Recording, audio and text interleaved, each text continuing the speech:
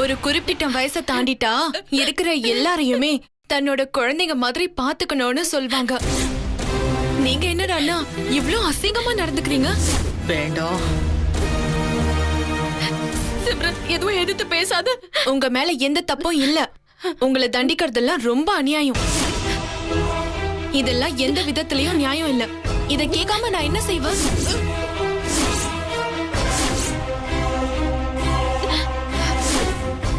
வாங்கக்கா போலாம்.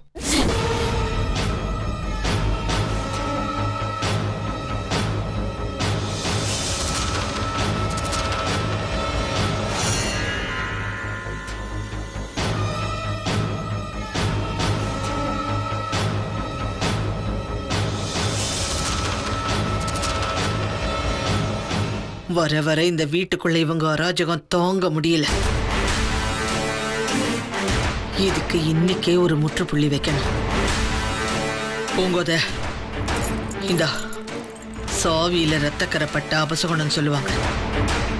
போய் நல்லா கழுவி பன்னீர்ல அலசி பால்ல போட்டு கொஞ்ச நேரம் வச்சிருந்துட்டு அப்புறமா தொடச்சு கொண்டு வா. அண்ணே, இத கொண்டு போ.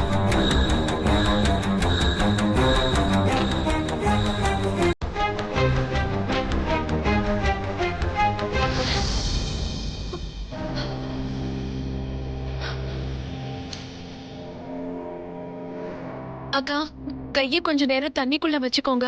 நான் போய் ஆயின்மெண்ட் எடுத்துட்டு வரேன். வேண்டாம் சிம்ரன், ரொம்ப தேங்க்ஸ். தப்பா எடுத்துக்கலனா என்ன கொஞ்ச நேரம் தனியா விடுறியா? ஏன்க்கா, ரொம்ப வலிக்குதாக்கா? வலி காயத்தினால இல்ல, அத்தை என்ன திட்டினதும் என்கிட்ட நடந்துக்கிட்ட விதமும் தான். காயத்தை விட ரொம்ப வலிக்குது. எனக்கு கொஞ்ச நேரம் தனியா விடு. காயத்துக்கு ஏதாவது மருந்து போட்டு விடுவாக்கா? நான் பாத்துக்கிறேம்மா, விடு. தண்ணிக்குள்ள கைய வச்சுக்கிறேன், நீ போ.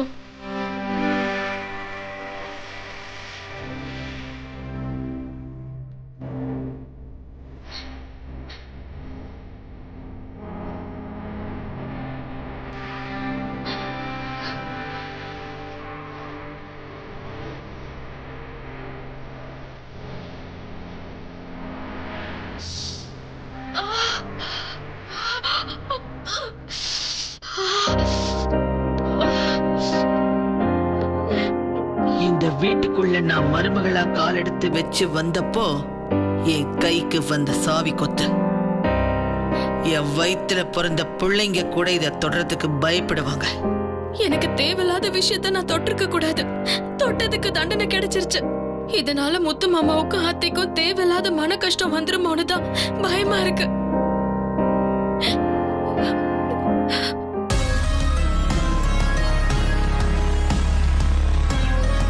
முத்து மாமா தான் பத்திரத்தை எடுத்து கொடுக்க சொன்னாங்க. கைய விடுங்கன்னு சொல்றேன்ல. உங்க பொண்ணுக்குன்னா ஒரு நியாயம், மருமகளுக்கு ஒரு நியாயமா? அம்மா, இந்தம்மா குத்து சாவி. இதுல எங்கேயும் அவளோட ரத்தக்கரை இல்லைல்ல? மறந்தும் அது இருந்துடக்கூடாது. இனிமே இதை வெளியில வைக்கவே கூடாது. சரிம்மா. ஆளுக்கு கொத்து சாவியை தொடர அளவுக்கு போயிட்டா அதுக்கப்புறம் இந்த வீட்டுக்குள்ள எனக்கு என்ன மரியாதை இருக்கு? ஆமா, பன்னீர்ல போட்டு கழுவுனியா? நல்லா கழுவிட்டு பால்லையும் போட்டு நல்லா தொடச்சுதாமா எடுத்துட்டு வந்திருக்கேன்.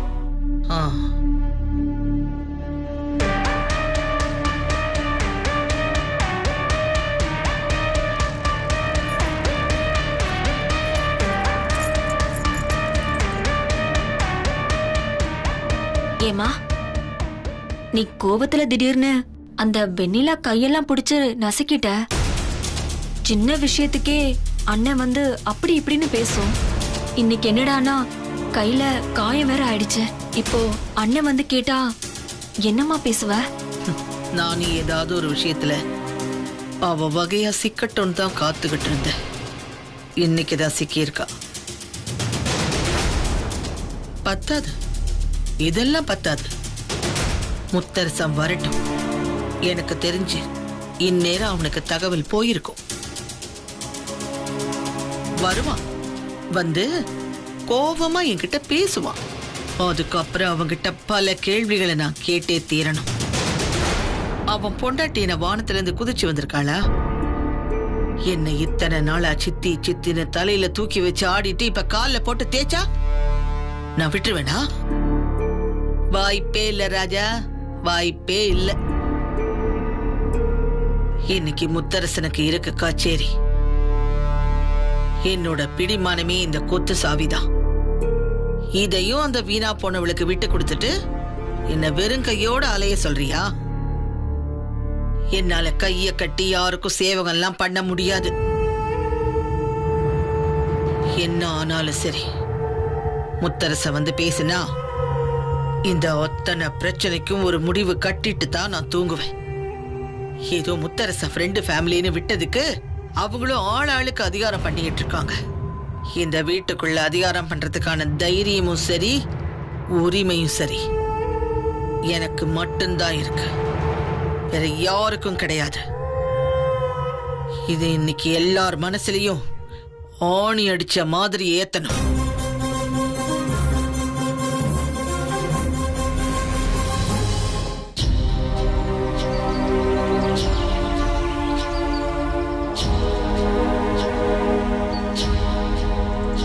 சிம்ரன், என்ன சிம்ரன் கூப்பிட்டா? நான் எதுக்கு கூப்பிட்டிருப்பேன், ஏன் கூப்பிட்டிருப்பேன்னு உனக்கு தெரியாதா? ஏன் கார்த்தி இப்படி இருக்கா? இது நான் உன்னை கேட்க வேண்டிய கேள்வி தெரியுமா? என்ன கேட்கணும் உனக்கு? நீ பாட்டுக்கு போய் வெண்ணிலா அண்ணிக்காக அம்மாவை பகிச்சுக்கிட்ட. இந்த அளவுக்கு நீ அம்மா கிட்ட போய் சண்டை போட்டா இனிமே அவங்க உன்னை ஏத்துப்பாங்களா? இப்படிலாம் பண்ணா நம்ம லவ் எப்படி சிம்ரன் சக்சஸ் ஆகும்? ஆக வேண்டாம் கார்த்தி. உன் மனசுல நீ என்ன நினைச்சிட்டு இருக்க? அநியாயத்துக்கு தோண போற? உன்ன மாதிரி ஆள்கிட்ட வந்து என்னால பொறுத்துட்டு போக முடியாது கார்த்தி. உங்க அம்மா பண்ற அநியாயத்தெல்லாம் கண்ணால பாத்துட்டு நீ வேணும்னா சும்மா இருக்கலாம். ஆனா என்னால அதெல்லாம் முடியாது. நீ என்ன வேடிக்கை பார்த்துட்டு இருக்க? எதிர்த்து ஒரு கேள்வி கேட்டியா? நான் கேட்டேன் சிம்ரன். அம்மா சண்டைக்கு வந்துட்டாங்க. இதே மாதிரி தானே நாளைக்கு ஏன் விஷயத்திலயும் பயப்படுவ? ஏதாச்சும் பண்ணாலும் நீ நின்ன வேடிக்கை தானே பாப்ப.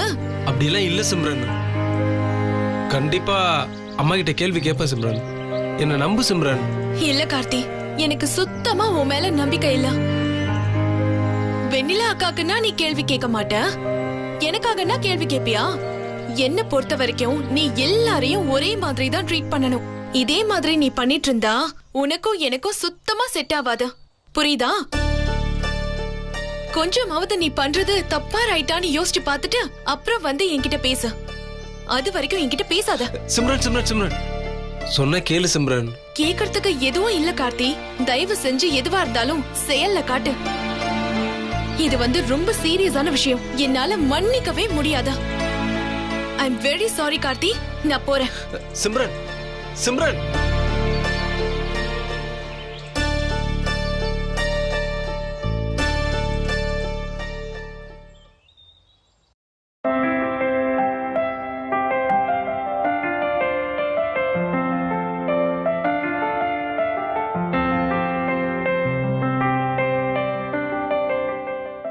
ஜனனி, ஒரு முக்கியமான விஷயம் பேசணும். என்னாச்சு கார்த்திக்? என்ன விஷயம் கார்த்திக்? ஒரு நிமிஷம் வாங்க சொல்றேன். உள்ள வாங்க.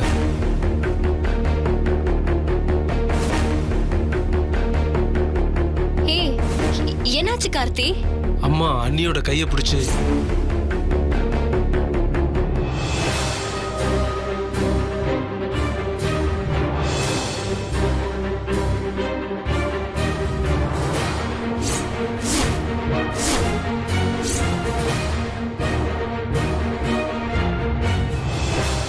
நான் இப்பவே போய் வெண்ணிலாவை பார்க்கறேன். ப்ளீஸ் இப்ப வேணாங்க. ஆல்ரெடி அண்ணியே ரொம்ப டிஸ்டர்ப் ஆயிருக்காங்க. இப்ப நீங்க போனீங்கன்னா அவங்க மனசு உடைஞ்சு போயிடுவாங்க. அதனால இப்போதைக்கு வேணாம். சரி, அம்மா இப்படியே பண்ணிட்டு இருந்தாங்கன்னா என்ன அர்த்தம் கார்த்தி? எல்லாத்தையும் அப்படியே வேடிக்கை பார்த்துட்டு உட்காந்துட்டு இருக்கணுமா? அண்ணன் கிட்ட சொன்னியா இல்லையா நீ? இன்னும் இல்ல, நான் சொல்லல. முத வேலையா அதை சொல்ல வேண்டியது தானே? ஏய் ஜனனி, இப்ப சொல்ல வேணாம். ப்ளீஸ் சொல்லாத. இவ்வளவு பிரச்சனை நடந்திருக்கு, இதுக்கு மேல என்னால வெயிட் பண்ண முடியாது கார்த்தி. நல்ல வேலை தம்பி, டாக்குமெண்ட் வந்துருச்சு. அதை பார்த்த உடனே அந்த ஆள் வாயடிச்சு போயிட்டாரு பாருங்க. இனிமே எந்த பிரச்சனையும் இல்லை. சர்வேயரை வச்சு அளந்து பக்காவா பள்ளிக்கூட இடத்துக்கு வேலையை போட்டுருவோம். ரொம்ப சந்தோஷம் தம்பி. நீங்களும் வந்து இதுல பேசி சரியா தீர்வு கிடைக்கிறதுக்கு ஒரு வழி பண்ணிட்டீங்க. ரொம்ப நன்றி தம்பி.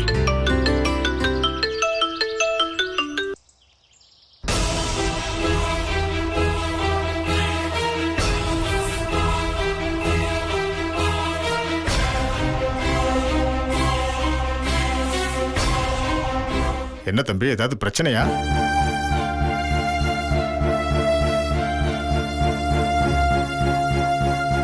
இரு இங்கே நான் இந்த ஸ்கூல் டாக்குமெண்ட் விஷயமா எல்லாத்துக்கூடையும் பேசிகிட்டு இருக்கேன். முடிச்சுட்டு வந்து நான் எல்லாத்தையும் பார்த்துக்கிறேன். புரியுதா? இதை பற்றி யாரும் சுற்றிக்கிட்டு எதுவும் பேச வேண்டாம். நான் வந்து பார்த்துக்கிறேன். சரியா? சரிங்கண்ணா, நீங்க கொஞ்சம் சீக்கிரமா வாங்கண்ணே.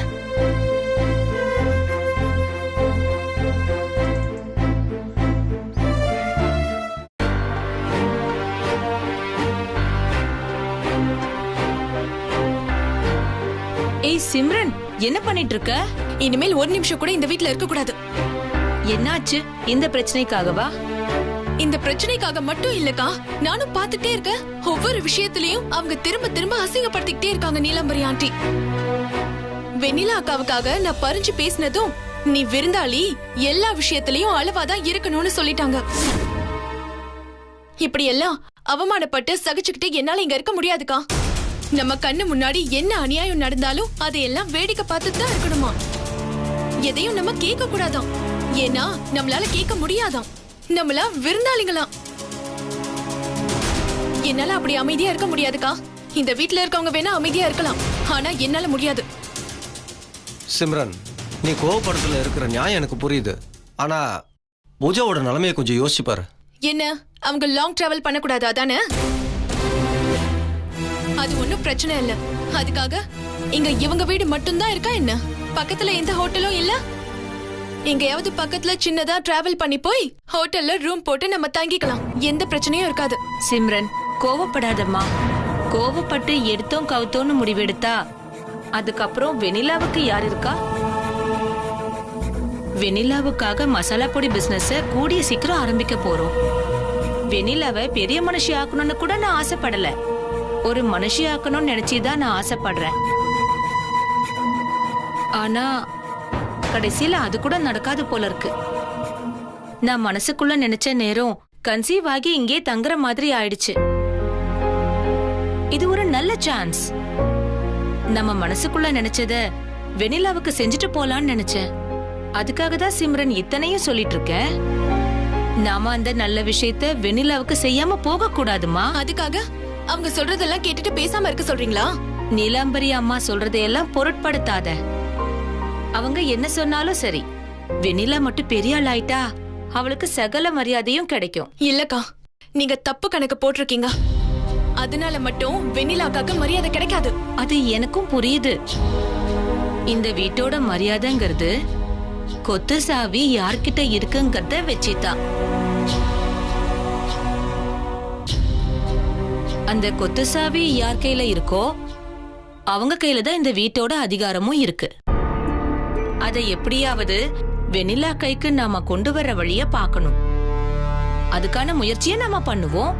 இங்க பாருமா, நான் படிக்கிற காலத்திலேயே இவங்க வீட்டுக்கு வந்துட்டு போயிருக்கேன். நீலாம்பரி அம்மாவை பொறுத்த வரைக்கும் அவங்க வச்சதுதான் சட்டம். அவங்க கூப்பிட்ட குரலுக்கு எல்லாருமே இங்க ஓடி வரணும். அப்படிதான் அவங்க எதிர்பார்ப்பாங்க.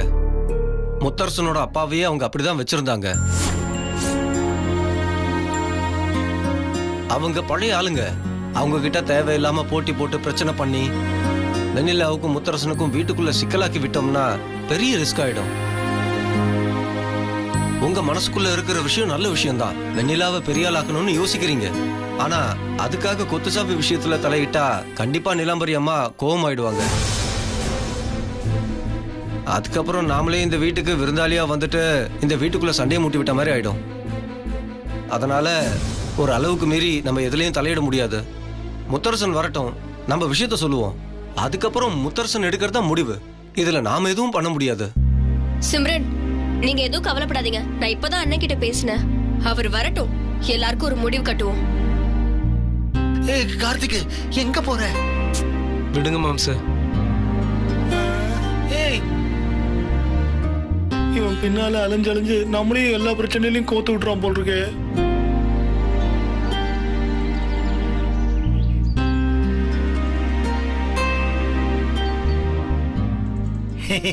கார்த்தி, என்ன கார்த்தி பயங்கர யோசனையில இருக்க போல் இருக்கு? எனக்கு பயங்கர விரக்தியா இருக்கு. என்ன விரக்தி உனக்கு? சிம்ரனை லவ் பண்ணதுல இருந்து 2 பேரும் பட்டாம்பூச்சி மாதிரி பறந்துகிட்டு இருந்தீங்க. இப்ப என்ன வருத்தம் உனக்கு? அது மொத்தத்துக்கும் இப்ப ஆப்பு வந்துருச்சே. இப்ப நடந்த இந்த பிரச்சனையில நான் எதுவும் கேட்காததுனால சிம்ரன் என் மேல பயங்கர கோவத்துல இருக்கா. எப்படியாவது அவளை சமாதானப்படுத்தணும். அதுக்கு தான் என்ன பண்றதுன்னு யோசிச்சுட்டு இருக்கேன். என்ன பண்ண போற? அதான் சிம்ரனோட அக்கா உள்ள பேசிட்டு இருந்தாங்கல்ல, கொத்துசாவி வெண்ணிலா நீ கைக்கு வந்தா எல்லா பிரச்சனையும் சரியாயிடும்னு. அதை எப்படியாவது நடத்தி காட்டணும் மாம்ஸ். என்னடா விளையாடுறியாடா? விளையாடலாம் இல்ல மாம்ஸ். அது நடந்தா மட்டும்தான் சிம்ரன் என்னை ஏத்துக்குவா. இல்லனா எங்க லவ் சுத்தமா காலி ஆயிடும். சாவி எடுத்து சும்மா ஒரு தடவை யூஸ் பண்ணதுக்கு வெண்ணிலாவுடைய கை அதோ கதி ஆயிடுச்சு. ரத்தம் வர அளவுக்கு கை உடையாத குறையா முறிச்சு விட்டுட்டாங்க. இந்த மாதிரி எல்லாம் இருக்கும்போது நீ எப்படி அந்த சாவிய வெண்ணிலா கையில கொடுப்ப? அதான் எனக்கும் புரியல மாம்ஸ். ஆனா அதை செஞ்சேதான் ஆகணும். அது மட்டும் எனக்கு புரியுது. அது மட்டும் புரியுது உனக்கு, நல்லா புரியுது உனக்கு. ஆனா உங்க அம்மாவை பத்தி கொஞ்சம் கூட புரியாம பேசிட்டு இருக்கே நீ. மாம்ஸ், வழக்கமா நீங்க தானே ஏதாவது ஐடியா கொடுப்பீங்க. அதான் ஏதாவது சொல்லுங்க மாம்ஸ். வேணா உங்களுக்கு பிடிச்ச பக்கெட் பிரியாணி கூட ஆர்டர் பண்ணி தரேன். என்ன பிரியாணிக்கு அலையறோன்னு நினைச்சியாடா? அந்த மாதிரிலாம் கிடையாதுடா. நான் உயிருக்கு பயந்தவன்டா. சரி, இன்னைக்கு வேணாம், எனக்கு பசி இல்ல. நாளைக்கு வேணா பாத்துக்கலாம். சரியா செக் வச்சுட்டானே. என்ன கேட்ட நீ? ஐடியா என்ன கேட்ட? இரு சொல்றேன். இது பாரு, அத்தை கிட்ட இருக்கிற அதே மாதிரி சாவிய செஞ்சு சிம்ரன் பாக்குற மாதிரி வெண்ணிலா கிட்ட நீ கொடுத்துரு. எப்படி? அப்ப இந்த பிரச்சனை எல்லாம் சால்வ் ஆயிடும்ல. நிஜமாவா மாம் சொல்றீங்க? இப்ப அதத்தான் பூஜா சொல்லிட்டு இருந்துச்சு. எப்படியாவது கொத்து சாவி வெண்ணிலா கைக்கு வரணும்னு. அதத்தான் நீ பண்ண போற. அப்புறம் என்ன? அப்படி செஞ்சா சிம்ரன் ஆட்டோமேட்டிக்கா செட் ஆயிடுவா. உங்ககிட்ட பேசவும் செஞ்சிருவா. மாம்ஸ், நீங்க சொல்றதெல்லாம் சரிதான். ஆனா சாவியை எப்படி நம்ம தயார் பண்றது? இதுக்கெல்லாம் தனி திறமையோட கிட்னி வேணும்டா. ராத்திரியா அத்தையோட ரூம்ல இருக்கிற சாவியை எடுத்துட்டு வந்து சோப்புல வச்சு அச்சு எடுத்துடணும். அத வச்சு டூப்ளிகேட் சாவி பண்ணிடலாம். மாம்ஸ், இதெல்லாம் நடக்குமா? இதெல்லாம் நடந்தாதான் உனக்கு சிம்ரனோட லவ் நடக்கும். வேணாம்னா விட்டுலாமா? இல்ல பண்ணிடலாம். அப்போ பேசாம இரு. இத நான் உனக்கு முடிச்சு தரேன். நாளைக்கு பிரியாணி மட்டும் எனக்காக ரெடி பண்ணி வச்சிரு. சரி மாம்ஸ், கண்டிப்பா. பாத்தியா, நான் என்ன பண்ணலாம்னு சொன்ன உடனே முகத்துல அப்படியே சந்தோஷம் பொங்கிக்கிட்டு வருது. கலக்கு என்ஜாய். நான் இருக்கேன், டோன்ட் வரி. பிரியாணி மட்டும் ரெடி பண்ணி. சிம்ரன், கூடிய சீக்கிரம் நீ அசந்து போற மாதிரி நான் ஒரு விஷயத்த பண்ணிட்டு அப்புறம் நான் யாருன்னு காமிக்கிறேன் சிம்ரன்.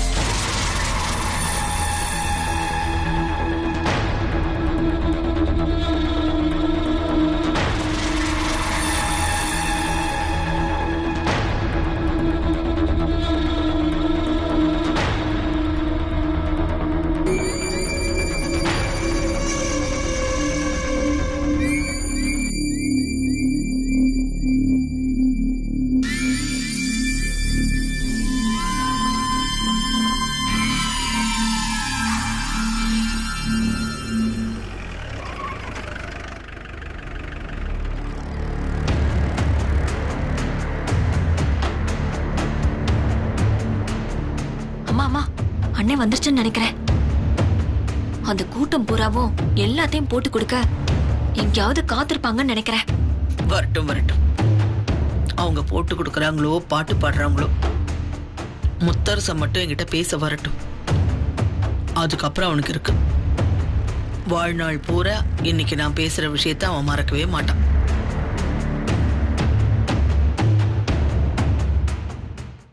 பூங்கோத, முத்தரசனை சாப்பிட கூப்பிடு.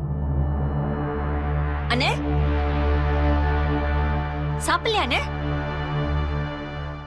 வேண்டாம்.